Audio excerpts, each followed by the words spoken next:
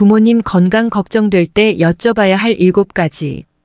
노화는 자연스러운 일이라지만 부모님이 나이가 들어 기력이 쇠해진 모습을 보면 마음이 편치 않다. 걸음이 불편해 보이고 잠도 잘 못 주무시는지 피곤해 보이지만 자식이 걱정할까봐 아프단 얘기는 하지 않는 게 부모다. 부모님이 자신의 건강 상태를 얘기하지 않는다면 어버이날을 건강을 파악할 수 있는 자연스러운 질문을 던져보자. 7개 질문만으로도 부모님의 정신신체 건강을 파악할 수 있다. 1. 삼시 세끼 잘 드시고 계신가요? 식사는 영양관리의 기초다.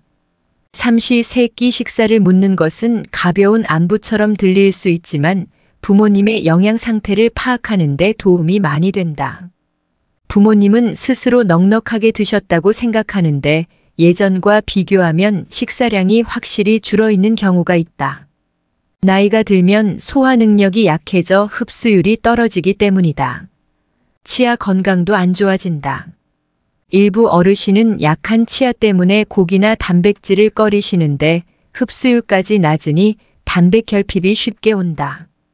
식사의 양이나 질이 좋지 않다면 이유를 꼭 여쭤보자. 입맛이 없는지 씹거나 삼키는 게 어려운지 혹은 소화가 안 되는지를 확인하는 게 좋다. 복용하는 약으로 인해 입맛이 없는 경우도 자주 있으니 최근 드시는 약이 많아졌는지 살펴본다. 변비도 매우 흔한데 말씀을 않고 혼자 해결하고 계신 부모님이 많다. 변비는 소화불량과 식욕저하로 이어지므로 놓치지 말고 확인하자. 깜빡깜빡 잊어버리는 게 많아지셨나요? 부모님은 스스로 치매일 수 있겠다고 생각하는 걸 굉장히 부담스러워한다. 부끄러워하는 경우도 있다. 기억력이 떨어져도 자존감이나 주변의 우려 때문에 이야기를 안 하는 경향이 있다. 하지만 치매 치료의 가장 좋은 방법은 예방이다. 다음으로는 조기 진단이다. 초기 단계에서 치료하는 게 중요하다. 노화에 따른 건망증과 달리 치매는 기억력 장애 외에도 공간지각력, 계산 능력, 판단 능력 등이 점차 떨어진다. 일상생활을 수행하는 데 지장이 생겨 독립적으로 일을 처리하지 못한다. 이 경우 전문가를 찾아 정확한 진단을 받아볼 필요가 있다. 치매를 예방하려면 일찍부터 좋은 생활 습관을 들여야 한다. 평소 균형 잡힌 식사를 하고 고혈압, 당뇨병, 고지혈증 등을 잘 치료하자. 흡연과 음주를 피하고 비만을 경계한다. 두뇌 활동과 신체 운동은 꾸준히 한다. 매일 30분씩만 걸어도 치매 발생 위험을 크게 줄일 수 있다는 연구 보고도 나와 있다. 3. 최근 넘어지신 적 있으세요? 노인은 낙상으로 인해 골절을 입으면 회복에 상당한 시간이 소요된다. 신체적 정신적 사회적 기능 감소, 간병과 의료 비용과 같은 경제적인 부담도 뒤따라온다. 회복된다 해도 넘어지는 것에 대한 두려움이 크다. 외출이나 운동을 잘 안 하고 집에만 있게 만들어 또 다른 건강 문제가 발생한다. 정신적으로는 불안이나 우울증이 나타나 궁극적으로 노인의 삶의 질 저하로 이어진다. 특히 낙상으로 대퇴골 근위부가 골절되면 대부분 수술을 받아야 하는데 회복까지 약 612개월이 소요된다. 골절 부위 통증으로 인해 누워만 있게 되어 욕창, 폐렴, 폐색전증, 근육 위축 등 전신에 걸친 합병증을 얻는다. 균형 감각 저하, 근력 약화가 낙상을 유발한다. 부모님이 많이 복용하는 고혈압약이나 신경안정제, 겨울철 흔히 사용하는 감기약은 부작용으로 어지럼증을 일으키기도 한다. 평소 균형 감각을 높이고 근력을 키울 수 있도록 걷기와 같은 가벼운 운동을 꾸준히 시행하는 것이 좋다. 집안 내 넘어지기 쉬운 환경은 미리 막아야 한다. 발에 걸리기 쉬운 전기 플러그나 기타 장애물은 걷는데 방해되지 않는 곳으로 치워둔다. 집안 조명은 너무 어둡지 않게 항상 적당한 밝기로 유지한다. 4. 평소 약은 잘 챙겨 드세요?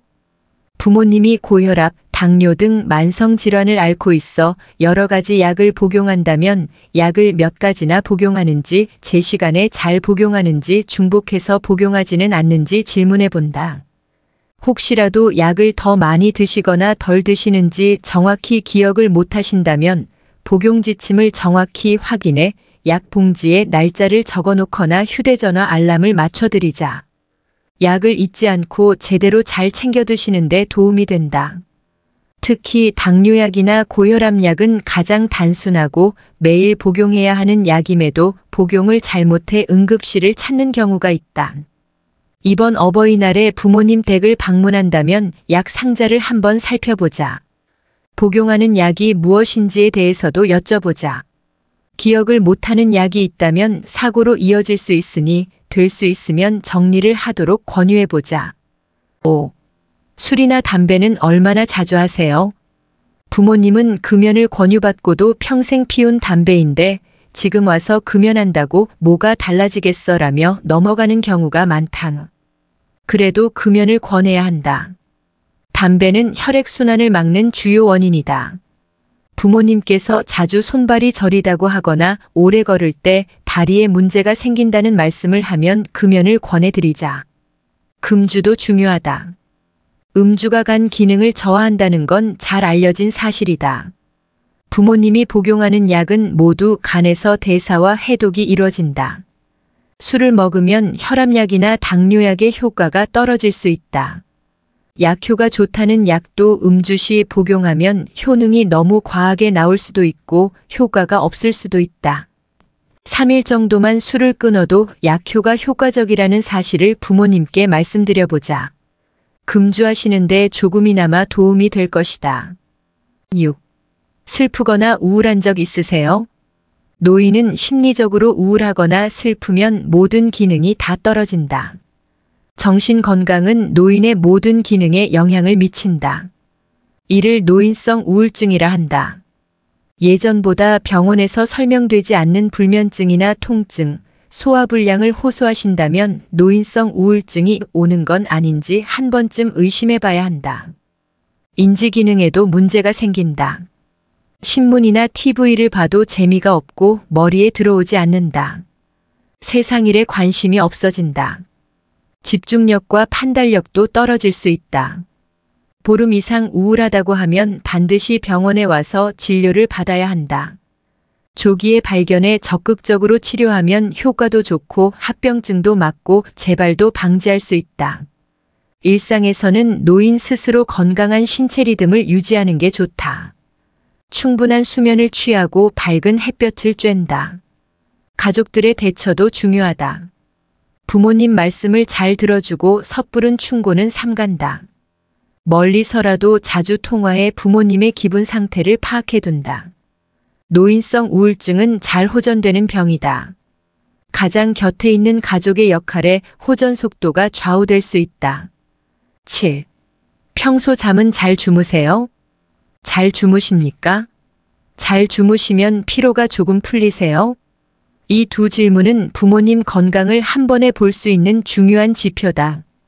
질 낮은 수면은 몸에 다른 문제가 있을 확률이 높다는 것을 짐작할 만한 근거이기 때문이다. 새벽이나 아침에 일어났을 때 피곤함을 호소하신다면 수면 질이 높지 않을 수 있다. 어르신들은 일찍 잠자리에 누워 잠을 청하는 경우가 흔하다. 그러다 보면 새벽에 잠이 깬다. 지나치게 일찍 자고 일찍 일어나는 현상이 나타나는 것이다. 부모님께서 이러한 불편을 호소한다면 취침 시간과 기상 시간을 조절하는 게 무엇보다 중요하다. 나이가 들수록 깊은 밤에 할 일이 없어 일찍 자는 경우가 많지만 이로 인해 일찍 깰 수밖에 없다. 자는 시간을 뒤로 조금만 늦춘다고 생각하면 새벽잠이 없어지는 걸 줄이는 데 도움이 된다. 서울 아산병원 노년내과 장일영 교수는 많은 부모님이 증상이 여러 번 나타나도 나이를 먹어 그러려니 하고 그냥 넘기는 경우도 많다며 부모님과 함께 시간을 보내며 부모님의 영양 상태부터 정신 건강까지 꼼꼼히 확인해 볼 필요가 있다고 말했다.